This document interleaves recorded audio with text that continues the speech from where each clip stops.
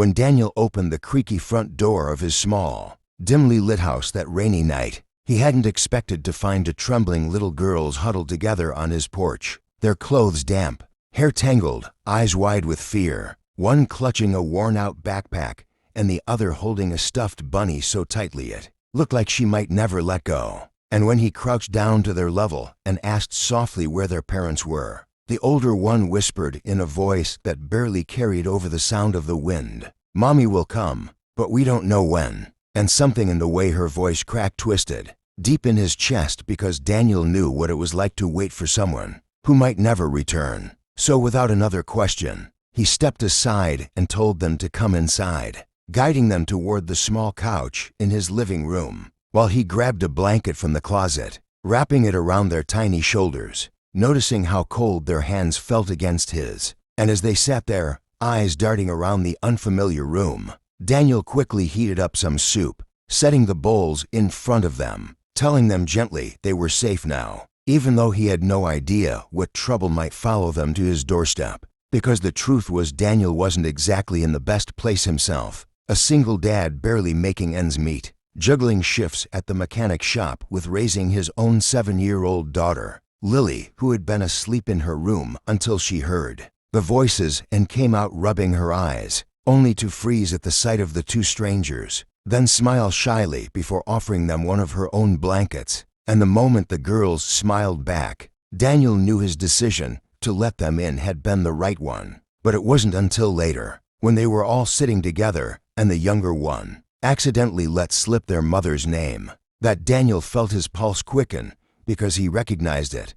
Sophia Langford, a name that didn't just belong to anyone, but to one of the wealthiest businesswomen in the city, a woman whose face had been on billboards, magazines, and TV, a woman whose life seemed so far removed from the worn shoes and frightened eyes of the children sitting in his living room. And though he didn't say anything in that moment, he couldn't help wondering how the daughters of a millionaire had ended up alone, shivering in the cold outside his modest little home, and what kind of danger or secret they were carrying with them. The next morning, Daniel woke to the smell of coffee and the sound of quiet giggles coming from the kitchen. And when he walked in, he found Lily and the two twins Emma and Grace sitting at the table coloring in old sketchbooks he had lying around, their damp clothes from the night before now washed and hanging by the heater. And for a moment it felt like the kind of morning he wished could last forever. But reality came crashing back when a sleek black SUV pulled up outside,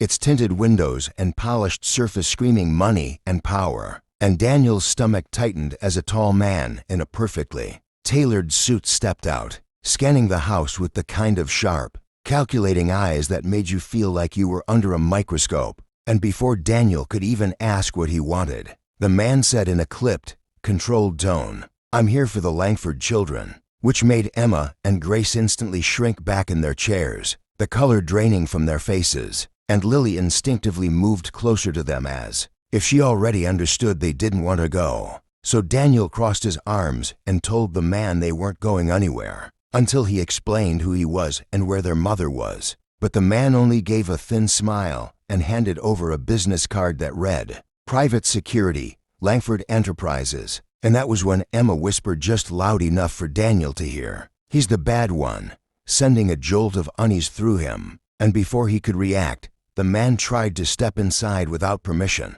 forcing Daniel to block the doorway. Tension building until the man finally muttered something into an earpiece and walked back to the SUV, driving away, but leaving a heaviness in the air that made Daniel's chest tighten, because he knew this wasn't over. For the rest of the day, Daniel kept the girls close, trying to coax out the truth, and slowly the pieces came together how their mother, Sophia Langford, had been trying to escape a controlling business partner who wasn't just ruthless in boardrooms, but dangerous in real life. How she'd sent the twins away with a trusted nanny who never showed up, leaving them to wander the streets until they found Daniel's porch, and how they were terrified that if they went with the wrong person, they might never see their mother again. That night, Daniel made a decision. He called a journalist he knew from a past repair job, someone who had once trusted him with her own car when she had no other options, and told her everything, asking her to use her reach to get the message to Sophia.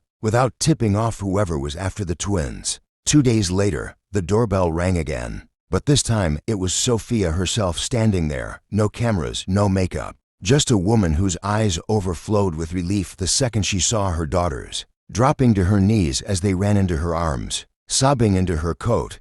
And when she looked up at Daniel, her voice broke as she thanked him for keeping them safe, promising she would make sure he and Lily never had to struggle again. Though Daniel told her he hadn't done it for any reward, only because no child should ever feel unsafe at night. But still, she insisted, pressing a folded piece of paper into his hand, with her personal number and the quiet words, "Your family now," before leaving with her girls in the SUV. But this time, the driver wasn't the suited man from before, but a woman who gave Daniel a warm nod of gratitude. That night, as Lily curled up on the couch beside him, Daniel thought about how quickly life could change, how sometimes the people who needed help the most were the ones you'd least expect, and how, in the span of just a few days, he'd gone from struggling single father to someone who had not only protected to frightened children, but gained a bond with a family whose world was far beyond his own. And though he didn't know if their paths would cross again soon, he knew one thing for certain: he would open his door again, without hesitation, if anyone else ever knocked in the rain.